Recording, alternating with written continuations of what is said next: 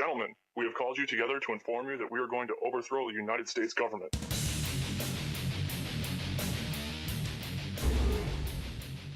For all of recorded history, humans have used projectile weapons, bows and arrows, spears, firearms. This is a .50 caliber Barrett rifle produced in Tennessee in the United States of America, and it's formidable.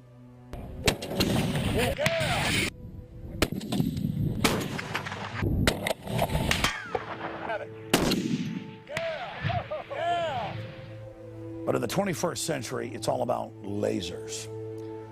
And you are about to see the first ever real laser battle right here between clone stormtroopers and the Geonosians.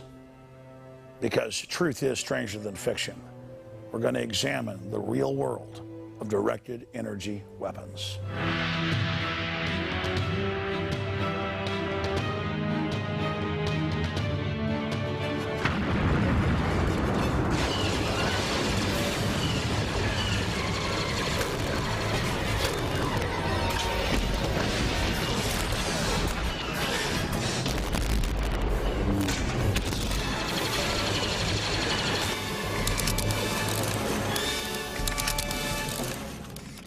The story of directed energy weapons, lasers, particle beams, microwaves, starts back in the mist of prehistory.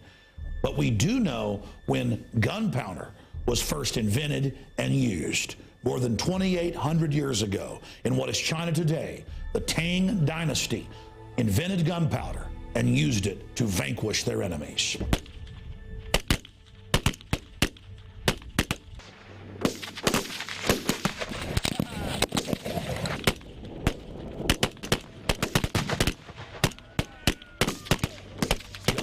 Gunpowder-powered systems have dominated worldwide warfare and self-defense for at least the last 500 years. But by the mid-20th century, it was clear that the age of the laser was upon us. And if the age of the laser had a birthplace, it was Colorado and Nikola Tesla's death ray lab.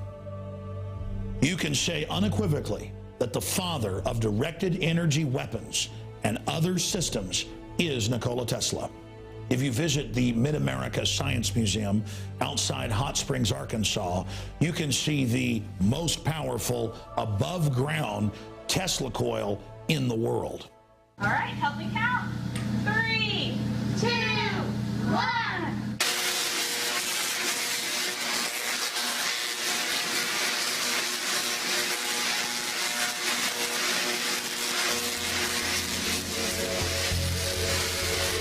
During the 1960s and 70s, there was massive classified research into directed energy for weapons purposes.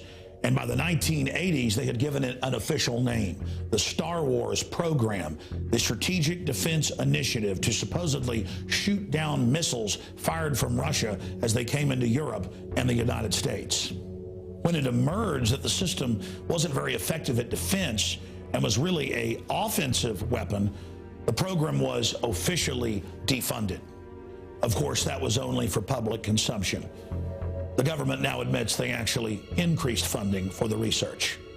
And now they're rolling out military systems to fire lightning bolts at people's cars, plasma rays, microwave guns to attack peaceful protesters. Drones are being shot down by the Navy with particle beams. For more than 3 decades, huge DC-10 aircraft have been converted to carry giant chemical lasers that can shoot missiles out of the sky and fry tanks and infantry on the ground.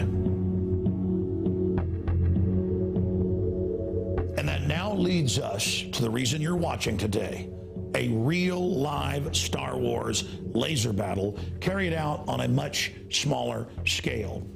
When A New Hope was released in 1977, it blew audiences away worldwide. Who could imagine humans piloting spacecraft in laser battles?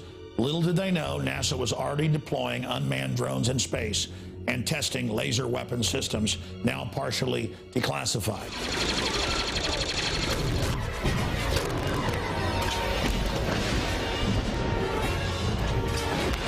The truth is, many of the technologies that we see demonstrated in the movie Star Wars with special effects have actually been a reality for more than 3 decades. The footage you're seeing is time-lapse.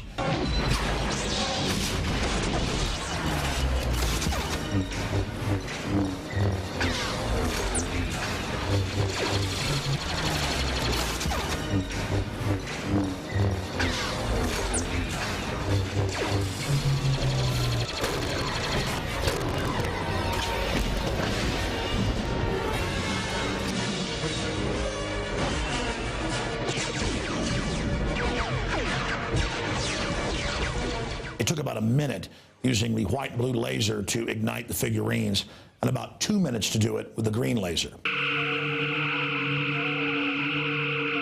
A laser only about 9.5 inches long is able to vaporize Lego figurines. Imagine the power of the systems mounted in DC-10s. Imagine the power of some of the new backpack-powered lasers that are actually being deployed by the Pentagon. Imagine the power of lasers mounted on Humvees that police are now training to use against the American people. And then you understand why we have a Second Amendment. It is there as a counterbalance against a corrupt, tyrannical government. In North Korea, only the government has weapon systems. In Nazi Germany and Soviet Russia, only the government was armed. And we see an arms race by the U.S. government and other governments with billions of bullets, thousands of armored vehicles, training to take on the American people, returning veterans, gun owners, conservatives, libertarians. So next time you see them saying, how dare you have a semi-auto? You don't need that for duck hunting. It's important to understand it's not for duck hunting, and that the balance of power between the people and the government is getting wider and wider. And that's why our government servants are now behaving like belligerent thugs and trying to dominate the people. The Second Amendment is an example of liberty worldwide. It is a serious check and balance against the establishment. Individuals who've committed no crime are less of a threat than organized government.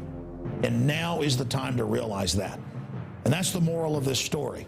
Not only do the American people and the people of the world deserve access to firearms to protect themselves from government and common street criminals, we also deserve access to weaponized lasers to protect ourselves, our families, our country, and our world. So please pass this video on to your friends and family so they can understand the true meaning of the Second Amendment.